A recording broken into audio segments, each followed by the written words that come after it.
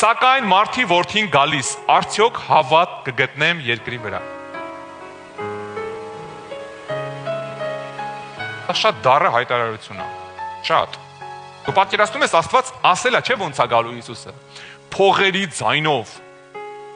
երկինք երկիր թնդալու է, փողերի ձայնով, փողերը կփչեն, մենք սենց բարձրանալու ենք երկինք, սենց վերափոխված, Պողոս առաքյալն ասում է, մեր մարմինները կվերափոխվի, ապականացու մարմինը անապական կհագնի, մեռելները առաջինը հարություն կառնեն, ասենք այն մարդը, որ 1000 տարի առաջ մահացել է, մի անգամից նոր անապական մարմնով կհայտնվի, պատկերացրեք, իրանք ստեղից, մենք ստեղից, Հիսուսը հրեշտակներով, բանակով, փողերի ձայնով գալիս է, ու գիտեք ինչ է անում,